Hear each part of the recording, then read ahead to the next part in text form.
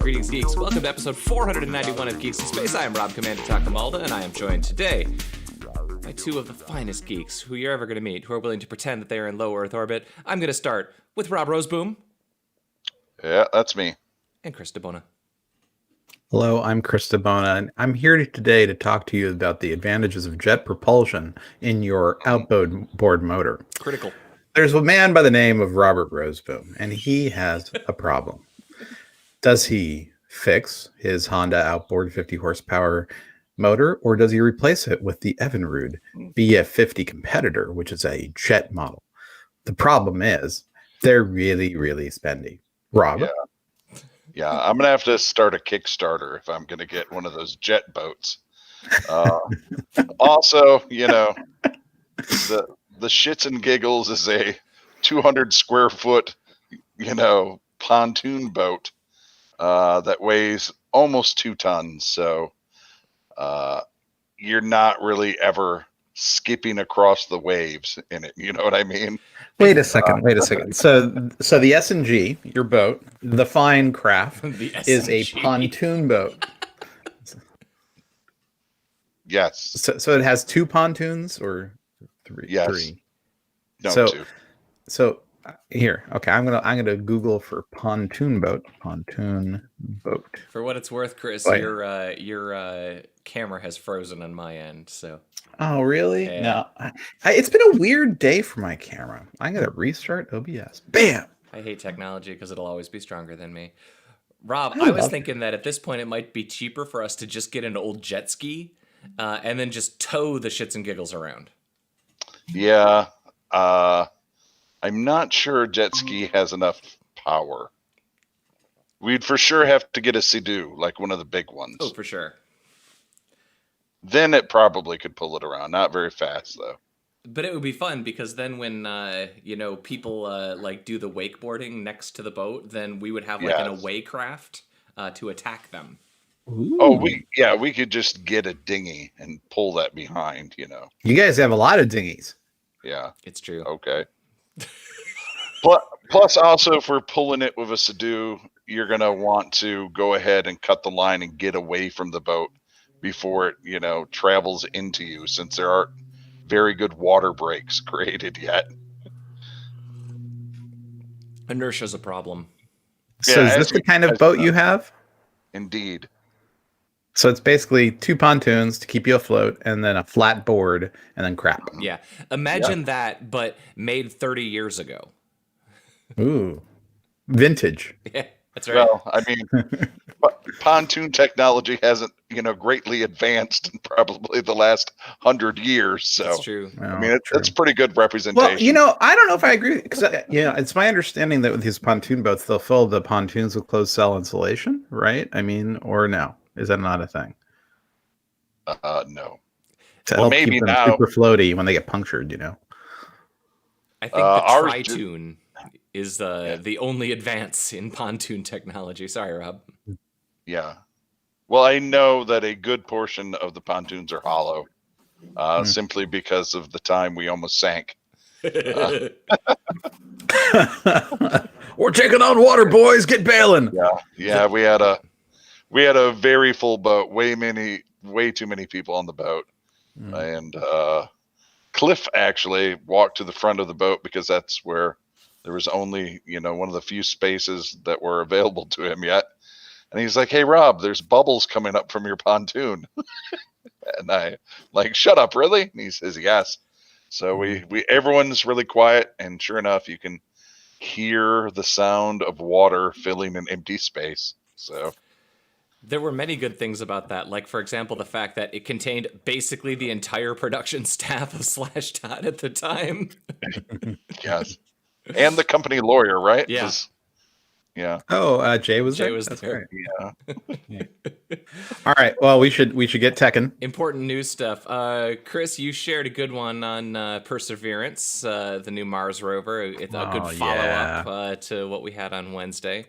It's a neat launch. It's a neat craft. That sucker. Yeah. I gonna actually watch it. kind of find it endearing that a lot of the modern PR groups tweet as if the machine itself is communicating. Like, I find that charming Yeah. because the first tweet that I saw from Perseverance was something to the effect of, "You might not be able to hear me very clearly because my antennas are broadcasting too loudly right now because I'm so close." Yeah. I love that. Yeah, I thought it was very. I think it's actually pretty endearing. I get a little tired of NASA's PR machine, but at least they have one, Yeah. you know. And Yeah. I just, I think it's kind of great. So I Although, think yeah. it might be more interesting if they made it a jerk. You know what I mean? Like, sure, it's getting great scientific. Jerks. Yeah, it's getting great scientific data for us, but man, is it an ass. Right? It'd be like, "I told you it was going to be 7 parts per million of iodine." Jerks. Hey, and let me just point something out. Hey, you know who's not on Earth suffering through all this crap because of you incompetent boobs? This guy. Right. It's true. The robot's Yeah, smarter than I'm he gonna is. take my ultraviolet spectrometer and get the hell off. Something for them to think about. That's it. Just- Yeah. If we worked, I mean, because go ahead. I was saying, if we worked for NASA's PR machine, it would be different for sure. Yeah. For reals. But it's sort of like if you think of like all the podcasts and YouTube channels that are extremely popular, they're mostly a bunch of jerks. Are you talking about Scott right. Manley? No, he's such a neat guy. I love Is he a Scott jerk? Manley. I love that guy, man. No, actually, I follow a lot of really neat people. I have Scott yet to Manley. Fly safe. fly safe. Yeah, he's neat. He's in my category with Steve from Gamers Nexus, where it's just like, "Oh, you put out Yeah. any video? Almost anything that I have going on right now is on hold now because I wish to watch you tell me about whatever this minor piece of esoteric knowledge is." Yeah, there's a lot of really good nerds out there.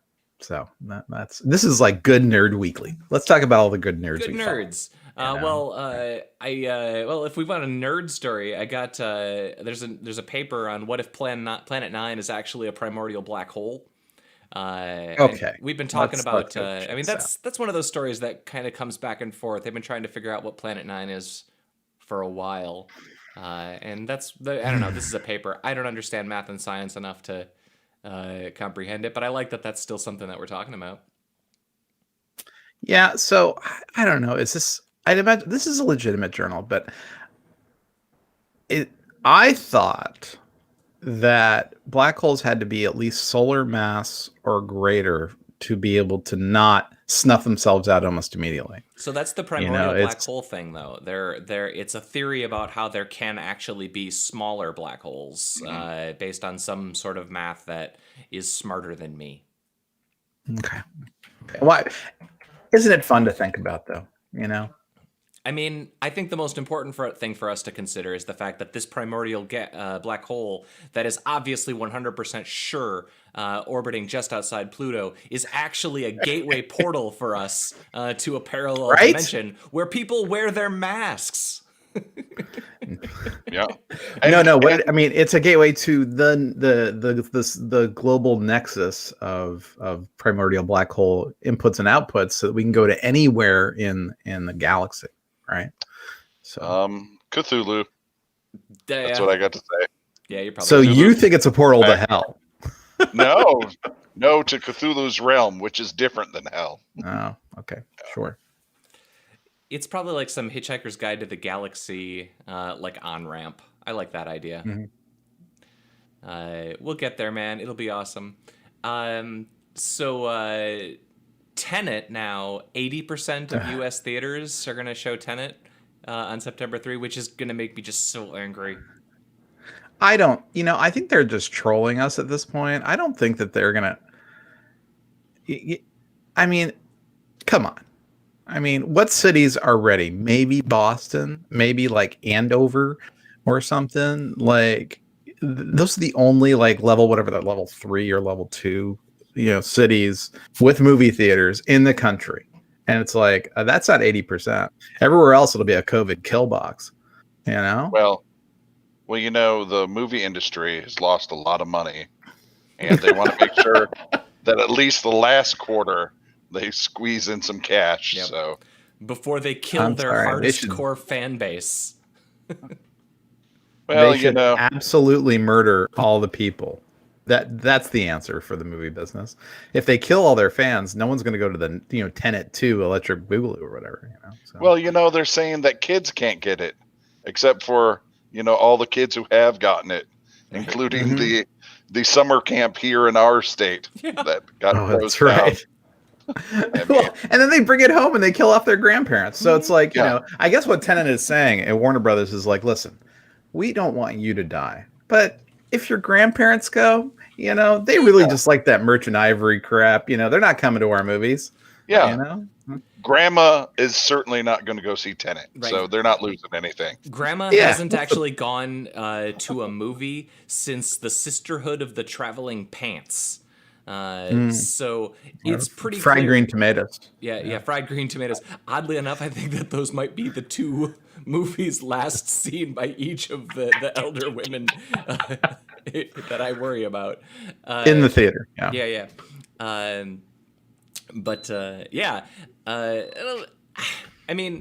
I keep saying this. Tenet is the only movie that I want to see in an IMAX theater. I am not going to go to an IMAX theater on September 3. I might go to an IMAX theater next summer. Depending on how things are going. If you're scared, then that's fine. But some of us like Tenet, and some of us like freedom, Rob. So America. I actually. I don't know how much, Rob, you have to know this. In my Quicken account, I have tracked every movie that I've ever paid for. So I have the date that I paid for every movie ticket that I've ever paid for, going back since 2001 when I had a hard drive crash.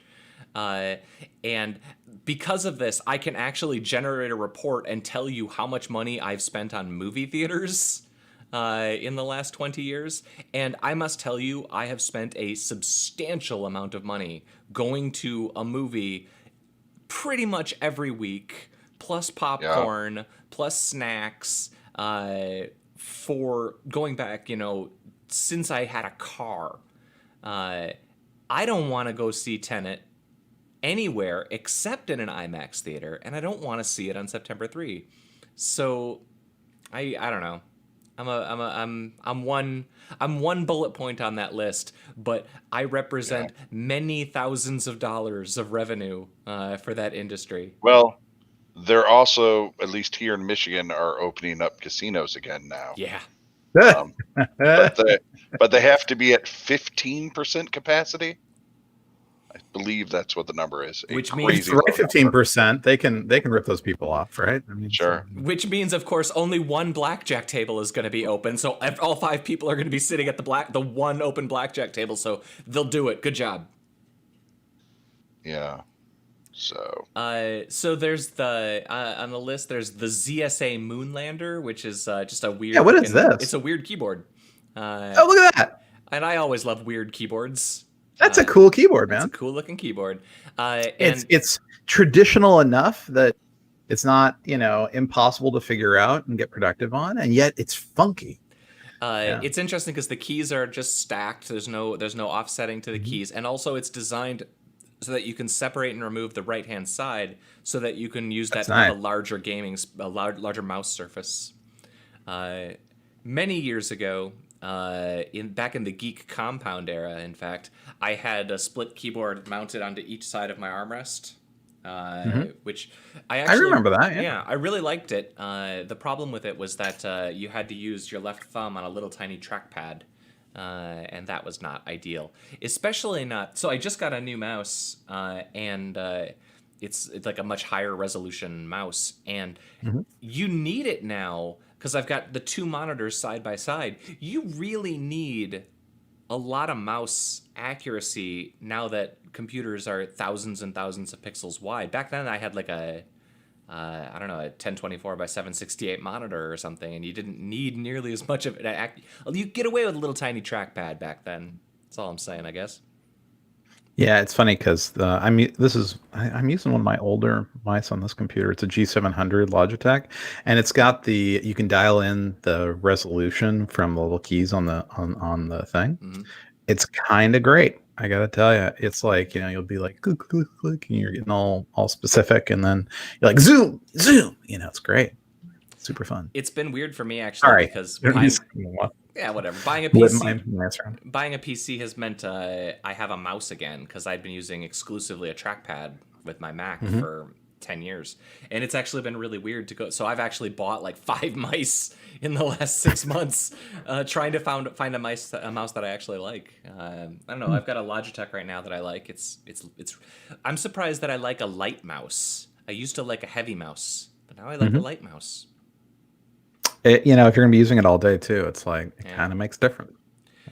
So on Wednesday we talked about a fellow who or you had a different AI for Mario, and it was able to beat all but 3 of the levels of Mario.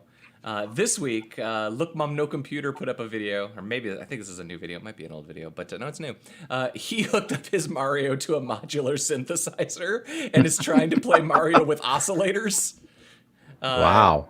And believe it or not, he actually gets a good way into World 2-1, or I'm sorry, World 1-2. He's actually able to get through a level and a half of Mario. Whoa! Wow! And it's actually just. This guy is next level amazing. I love this guy. Yeah, he's got a really neat channel. Yeah, we were talking about like cool nerds. So yeah, here he's got light diodes connected. He's taping them up to the screen, and what he figures out is he's using the diodes to trigger like jumps and stuff. But what he discovers is that Mario has like those little grassy hills. And so whenever the diode goes past a hill, Mario jumps. So just watching him try to figure out an entirely analog way to do all of this. I mean, no. So here he gets stuck. He actually has to press because he never programs any oscillator in to go left. That's grand. So anyway, that's on the Zone, and it is awesome. I cannot get enough of this guy. He's a neat guy. Have you seen his 1,000 oscillator Sega Genesis Megadrone? No, that sounds fantastic though. That's his Patreon project. And I guess if you donate to his Patreon, you can get your name on one of his knobs. And he's got 1,000 oscillators rigged up. And he's been working on this for a while because it turns out you're gonna solder up 1,000 Sega Genesises. So that's amazing. He also did a thing once where he rigged up an entire panel of Game Boys and turned them all on at once, playing Pokemon. So he's trying to play Pokemon on like a grid of like 100 Game Boys. This guy's just next level nerdy. Do you follow Foon on Twitter? Foon? No. Foone. He's a mandatory follow. I require it of you. My only complaint with him is he tweets a little too much. When he's going, you'll see 20 tweets out of him in an hour. Let's give him a go. You'll enjoy it, but Foon just rips apart weird old electronics and just does weird things to weird old electronics, and it's sometimes Legos, but Foon and this guy are like. Look Mom No Computer is like the musical oscillator synthesizer version, and Foon is like kind of more in the LGR sort of group, but LGR is more games. So it's this guy. I guess Foon is a little bit more like 8-bit guy. If you were trying to pick a YouTuber, that poor monitor. Yeah, Foon is my hero. I love that guy. All right. What else do we have? The chatter in the Discord. Somebody shared a pretty sweet mouse rest. It looks like an epoxy mouse rest that they made to look. Oh like yeah, I saw that one. And then Will, of course, pipes in to point out that he wants to build. No, I'm still here. Okay, well now we got two of you. I'm back. All right. Well, now there's a big black hole in the bottom of the screen. Cool. Yeah, I need to represent. So give me a sec. All right, you guys keep talking. Make an Evan and Caitlin resin people joke. Resin. For me. Rob doesn't watch Evan and Caitlin. Rob doesn't know how to feel joy. Wow, I felt it that one time. Heroin helps. Okay. Yeah, I saw this and I was like, this is a remarkable piece of resin. Let me I wonder if I can kick your other persona off. How many personas are on here? Well, you have your screen and then your face and then an icon. Oh, I can't remove you. I don't have authority to remove you. Boom. Boom. Oh, done. Yeah. Now I have. We're like the Brady Bunch, but with 5 black holes in the 3x3 grid. So that's cool. Sorry, Jake and Elon. That's weird. Do you need me to change the layout or something? I couldn't begin to care. This is a Google bug or a plug-in bug somewhere. I think it's your layout plugin. Oh, for sure. Yeah, for sure. I'd change it, but if I do, I'm afraid it will never go back. No. Nope, don't do it. Don't touch it. No, it's working. Don't touch it. It's working. Leave it alone. It's working today. We're gonna keep going. But this is a lovely wrist rest. I love the little guy there in the middle. Did he do it with silicone or is it hard? It looked like epoxy. Yeah, but maybe it's silicone. That's really neat. You'd want it to be soft. I don't know how you'd get that. You'd want it to be soft, but you'd want it to be transparent. So how do you get them both? So Will's idea was to build a mouse rest with spikes on it, so to train your wrist to be in the right position. Yeah, I saw that. Brutal mouse rest training. Brutalist mouse rest. That'll work. Did you know that brutalist is actually derived from the word in German for concrete and not for the notion of suffering? Well, I mean, that makes sense because if you look at the brutalist movement, right, it's very, very, very concretey. But we turned it into that other thing because it also looks rough. That's who we are. Umbrella. Oh, Archive. Chris, I think I saw you were going to watch Archive. I give it a thumbs up. Is it good? I haven't seen it yet. I mean, it's without being spoiler laden, it is very much in the ex machina. Man builds robot woman. Did you watch it, Rob? No. If you Rob's like, I've got things to do. Right. Yeah, I haven't even watched Doom Patrol yet. Yeah, well, that only came out last night, right? Well, I guess, but I mean, it was on the box. And Umbrella Academy, their new premiere is up today. Yeah. So. Yeah. It turns out my son and my wife are deciding to watch it, so we just saw episode 1 of season 1, so I have to wait a little bit. That's fair. That's fair. Yeah. I gotta say, Kat and I watched season 1 of Doom Patrol start to finish in like 5 days. Like it's a fun watch. Or Umbrella Academy, both. I mean, we watched both of those shows. We binged them in a week. That's cool. But yeah, I'm really excited to see season 2 of Umbrella Academy. There's another movie that I just saw floating around, another AI or another sci-fi movie about colonists going to Mars that was getting chatter. I was trying to look that one up. Let's take a look. It was on somebody's Plex server. Because I downloaded a bunch. Well, I mean, I can't imagine what you're talking about. You paid for a bunch of movies. Actually, I do pay for most movies, and then I end up making pirate copies of them. so I can watch them when I want to, how I want to on my projector. Yeah. And I have this whole like HDMI fabric, which is actually cleared to do HDCP from any source to multiple sources, and it was freaking expensive, and it works for crap. So it's like, every time I pay for something, it's like, is it gonna project? I don't know. And like I've had to like reboot the projector, the fabric, and the machine or source like multiple times to get them all to sync up, and it drives me nuts. So yeah. Okay, I believe you. No, the Outpost, is that it? No, it's got a weird name. Like I don't have my thing up. It's like Aria or something. Okay, well I guess it's not for me. I can find Palm Springs. Did y'all see Palm Springs? You know me and any time loop movie. Yeah, you have to see it. Yeah, you made a time. It's a lot. Yeah, if you make a groundhog. So Agents of S.H.I.E.L.D. did a groundhog episode this week. And it was actually our last week. It was actually the best episode of the season.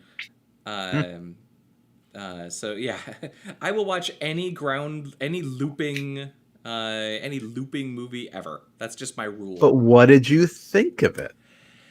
I like Andy Samberg a lot, and I like the How I Met Your Mother girl a lot. So I think I might have given the movie more credit than it was worth. I think that the fun part of that movie is without giving anything away, there's a rivalry, and the rivalry is funny. It's I wish they had done a little more of that. Like give me more J.K. Simmons. He's So I really liked everything with his character. I was less interested in the kind of the core love story. That played out fairly predictably. But sort of. I mean, at the very end, when Roy. So you're spoiling. Spoiler warning. Spoiler warning. Sorry for the nobody who stuck around for the 25-minute mark. So Roy shows up at the very end of the wedding, after they may have figured stuff out, and you realize he meets Andy Samberg, and Andy's out of the loop, but he also is completely ignorant of who Roy is. So we have to assume that he didn't get to remember that he was in a time loop. Yep. Right? So I don't know. Like the day after, does he remember everything? Hard to say. Did Roy just run into his pre-time looped character in the first place? So it's like, in the end, was it all for nothing? Was all of the time spent on Palm Springs a waste?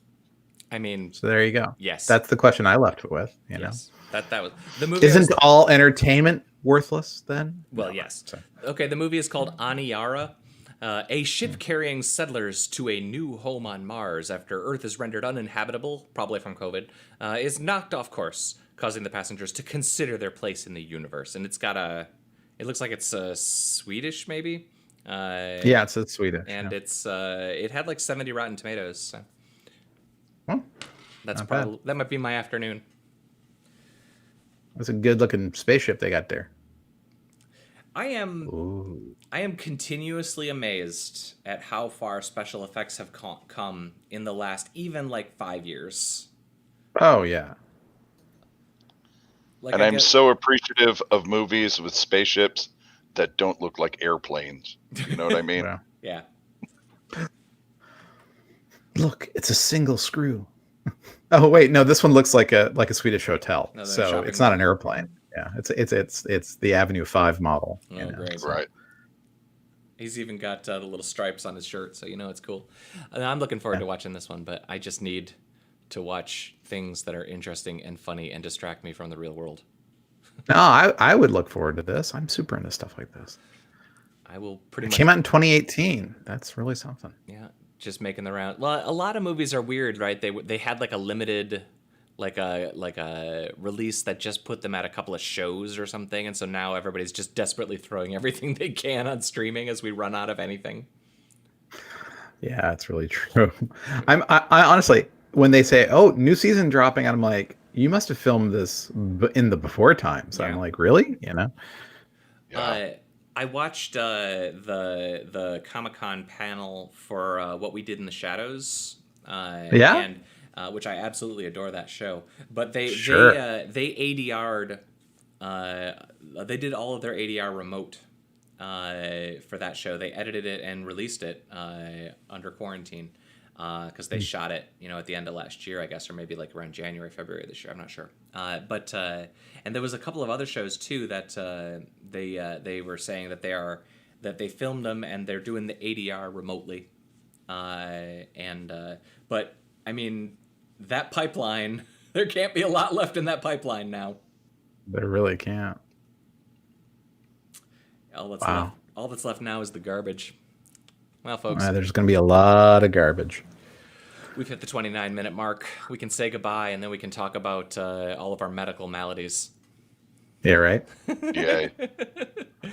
All right. I was going to say, we're not garbage, though. No, this is not the garbage podcast. We're high quality entertainment that you can look forward to. We're reliable in that sometimes we're here. Yeah. Reliable garbage. Yeah. Right.